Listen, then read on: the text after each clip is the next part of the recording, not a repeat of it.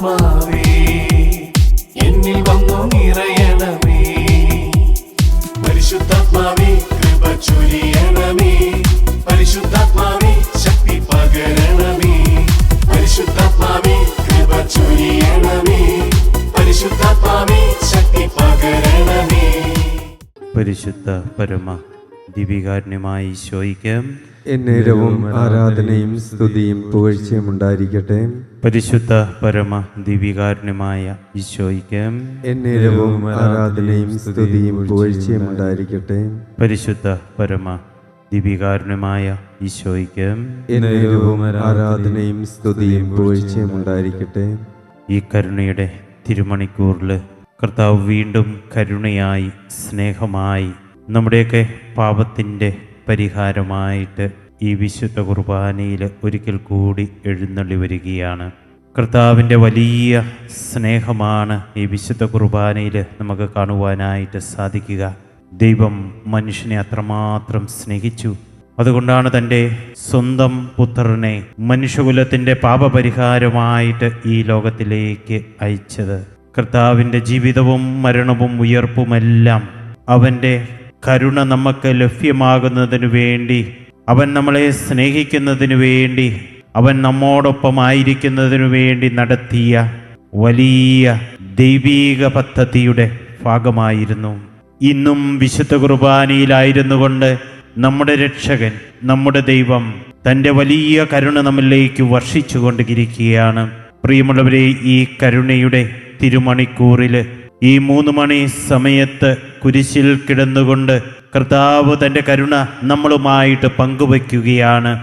ദിവ്യകാരുണ്യത്തിൽ നിന്ന് കരുണ നമ്മുടെ ജീവിതത്തിലേക്ക്, നമ്മുടെ കുടുംബത്തിലേക്ക്, നമ്മുടെ സമൂഹത്തിലേക്ക്, നമ്മളായിരിക്കുന്ന അവസ്ഥകളിലേക്ക് പ്രവഹിച്ചു കൊണ്ടിരിക്കുകയാണ്. ഇത്രയും നമ്മെ സ്നേഹിച്ച ദൈവത്തെ, ഇത്രയും കരുതലോടെ നമ്മളെ ചേർത്ത് പിടിച്ച ദൈവത്തെ, ഇത്രയും സ്നേഹത്തോടെ തൻ്റെ തിരുഹൃദയത്തിൽ നിന്ന് ഒഴുകിയിറങ്ങുന്ന തിരുരക്തം കൊണ്ട് നമ്മളെ കഴുകി വിശുദ്ധീകരിക്കുന്ന ദൈവത്തെ, ആ ദൈവം നമ്മുടെ മുമ്പിലേക്ക് കടന്നു വരുമ്പോൾ നമുക്ക് നിശബ്ദരായിട്ട് നോക്കി നിൽക്കുവാൻ സാധിക്കില്ല.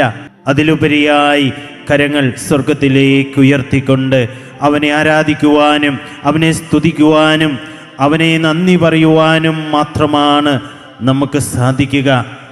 ഈ വലിയ ആത്മീയ മനോഭാവത്തോടെ എന്നെ രക്ഷിക്കുന്ന എൻ്റെ ദൈവത്തെ, എന്നെ കാക്കുന്ന എൻ്റെ ദൈവത്തെ, കരുതലോടെ എന്നെ ചേർത്ത് പിടിക്കുന്ന എൻ്റെ ദൈവത്തെ, കരുണയായി സ്നേഹമായി ഈ കരുണയുടെ തിരുമണിക്കൂറിൽ എന്നിലേക്ക് കടന്നു വരുന്ന എൻ്റെ കർത്താവിനെ, ഈ ദിവ്യകാരുണ്യത്തിൽ എൻ്റെ മുമ്പിൽ എഴുന്നള്ളി വരുന്ന എൻ്റെ ദൈവത്തെ ഞാൻ കരങ്ങൾ ഉയർത്തി സ്തുതിച്ച് പ്രാർത്ഥിക്കുകയാണ്. പ്രിയമുള്ളവരെ, നമുക്ക് ഈ നിമിഷം നമ്മുടെ കരങ്ങൾ സ്വർഗത്തിലേക്ക് ഉയർത്തിക്കൊണ്ട് നമ്മുടെ കർത്താവിനെ, നമ്മുടെ ദൈവത്തെ കരുണയായി സ്നേഹമായി ദിവ്യകാരുണ്യത്തിലൂടെ നമ്മളിലേക്ക് കടന്നു വരുന്ന നമ്മുടെ ഈശോയെ നമുക്ക് സ്തുതിച്ചാരാധിക്കാം. Hallelujah, hallelujah, hallelujah, hallelujah. ഈശോയെ നന്ദി, ആരാധന, ആരാധന, ആരാധന. Hallelujah, hallelujah, hallelujah. ഈശോയെ ആരാധന, ആരാധന, ആരാധന. Hallelujah, hallelujah, hallelujah. ഈശോയെ നന്ദി, ആരാധന, ആരാധന, ആരാധന. Hallelujah, hallelujah. ഈശോയെ നന്ദി, ആരാധന, ആരാധന, ആരാധന.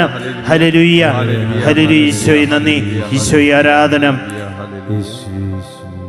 പ്രിയമുള്ളവരെ, ലൂക്കായുടെ സുവിശേഷം 23-ാം അധ്യായം 42-ാം വചനത്തിൽ സ്വർഗത്തിലേക്ക് വഴി തുറന്ന നല്ല കള്ളൻ്റെ ഒരു പ്രാർത്ഥനയുണ്ട്. കർത്താവേ, നീ നിന്റെ രാജ്യത്തിൽ വരുമ്പോൾ എന്നെയും ഓർക്കണമേ എന്ന്. കർത്താവിൻ്റെ കുരിശിനോട് ചേർന്ന് കിടന്നുകൊണ്ട്, കർത്താവിൻ്റെ കരുണ അനുഭവിച്ചുകൊണ്ട് അവൻ പ്രാർത്ഥിക്കുകയാണ്, കർത്താവേ, നീ നിന്റെ രാജ്യത്തിൽ വരുമ്പോൾ എന്നെയും ഓർക്കണമേ എന്ന്.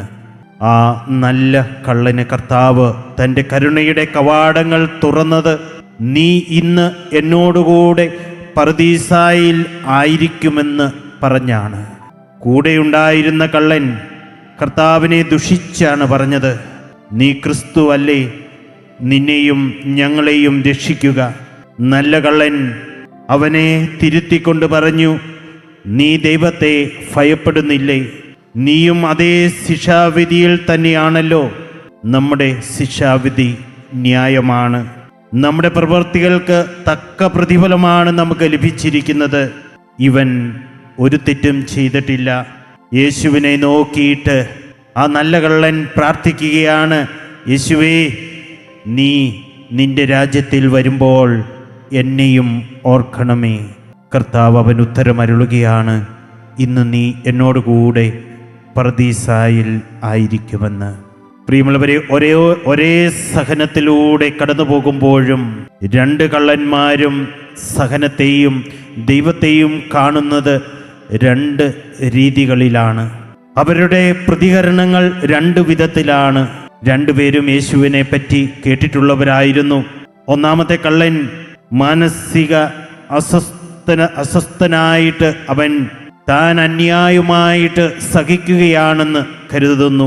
തൻ്റെ പാപഭാരമെല്ലാം മറ്റുള്ളവരുടെ മുകളിൽ ചുമത്തുവാൻ വ്യഗ്രത കാണിക്കുന്ന ഒരു മനോഭാവത്തോടെയാണ് അവൻ ജീവിക്കുന്നത്. അവൻ യേശുവിനെ തൻ്റെ വാക്കുകൾ കൊണ്ട് അപമാനിക്കുകയാണ്. നല്ല കള്ളനാവട്ടെ തൻ്റെ കുരിശിലെ വേദനകളും തൻ്റെ ശിക്ഷാവിധിയുമെല്ലാം തൻ്റെ ജീവിതത്തിൻ്റെ പോരായ്മകളുടെ പ്രതിഫലമാണെന്ന് കരുതുന്നു. തൻ്റെ ശിക്ഷാവിധി ന്യായമാണ് എന്ന് അവൻ കരുതുകയാണ്. അവൻ യഥാർത്ഥ ബോധ്യത്തോടെ കാര്യങ്ങളെ വിലയിരുത്തി കാണുകയാണ്. അവൻ കർത്താവിൻ്റെ കരുണയിൽ വിശ്വസിക്കുന്നു. ഈശോയുടെ സഹായം അവൻ ആവശ്യപ്പെടുകയാണ്. നീ നിന്റെ രാജ്യത്തിലെത്തുമ്പോൾ എന്നെയും ഓർക്കണമേ എന്ന് പ്രാർത്ഥിച്ചുകൊണ്ട് യേശു അവന് സ്വർഗം വാഗ്ദാനം ചെയ്യുന്നു. പ്രിയമുള്ളവരെ, ഈ രണ്ട് കാഴ്ചപ്പാടുകൾ സ്വയം ന്യായീകരിക്കുകയും മറ്റുള്ളവരെ കുറ്റപ്പെടുത്തുകയും ചെയ്യുന്ന ആദ്യത്തെ കള്ളൻ്റെ മനോഭാവമാണോ നമുക്കുള്ളത് എന്ന് നമുക്ക് ചിന്തിക്കാം. നമ്മുടെ തെറ്റുകളുടെ കുറ്റങ്ങളുടെ എല്ലാം ഭാരം മറ്റുള്ളവരുടെ മേൽ ചുമത്തുവാനോ മറ്റുള്ളവരെ നമ്മുടെ വേദനകളുടെയും മുറിവുകളുടെയും കാരണക്കാരായിട്ട് അവരെ ചിത്രീകരിക്കുന്നവരാണോ നമ്മൾ? മറ്റുള്ളവരുടെ മേൽ കുറ്റമാരോപിച്ചുകൊണ്ട് സ്വയം ന്യായീകരിച്ചുകൊണ്ട് ജീവിതത്തിൽ കടന്നു പോകുന്നവരാണോ നമ്മളെന്ന് പ്രിയമുള്ളവരെ ഈ നിമിഷം നമുക്ക് വിചിന്തനം ചെയ്യാം. അതോ നല്ല കള്ളനെ പോലെ കർത്താവിൻ്റെ കരുണയിൽ ആശ്രയിച്ചുകൊണ്ട് യഥാർത്ഥ ബോധ്യത്തോടെ കർത്താവിൻ്റെ മുമ്പിൽ നമ്മുടെ പാപഭാരമെല്ലാം ഇറക്കി വെച്ചുകൊണ്ട് അവൻ്റെ മാപ്പിനായിട്ട് കേണപേക്ഷിക്കുന്നവരാണോ നമ്മൾ? എന്തിനും ഏതിനും നാം മറ്റുള്ളവരെ പഴിച്ചാൽ നാം വലിയ ഹൃദയഭാരം പേറി ജീവിക്കേണ്ടതായിട്ട് വരും.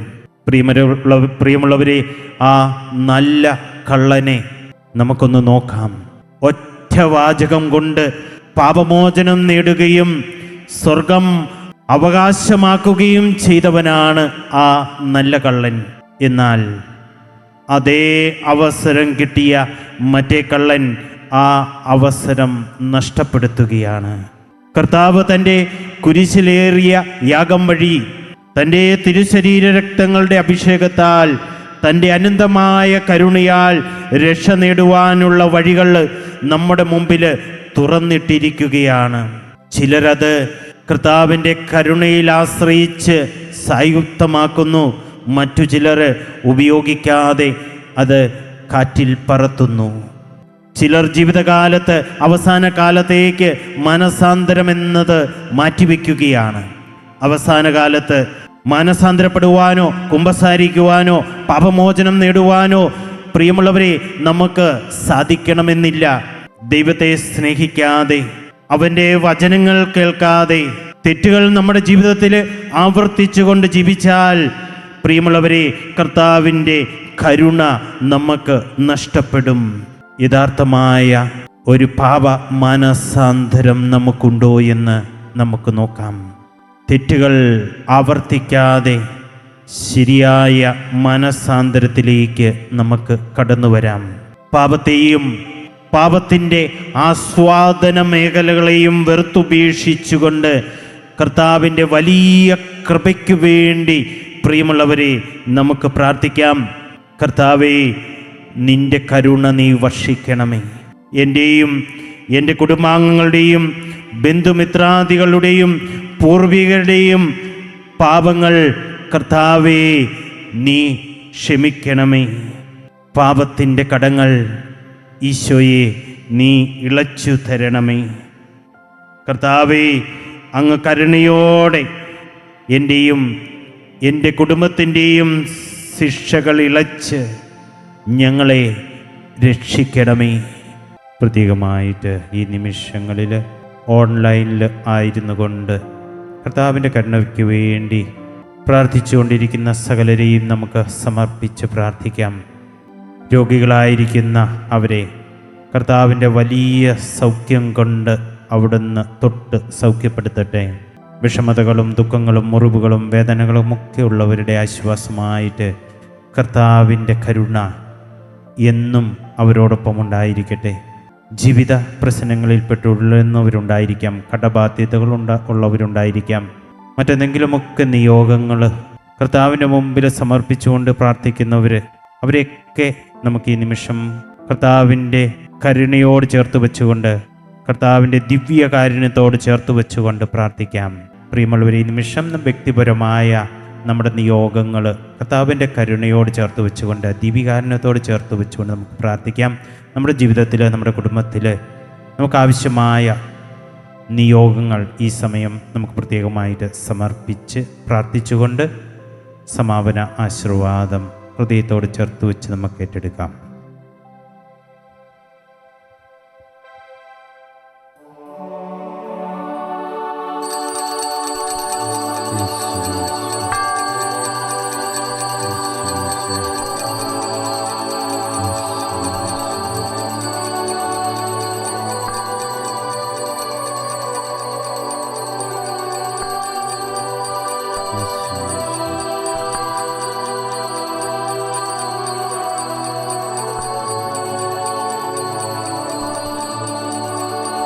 പരിശുദ്ധ പരമമാ ദിവ്യകാരുണ്യമേ, എന്നുമെന്നും അങ്ങേക്കാരാധന.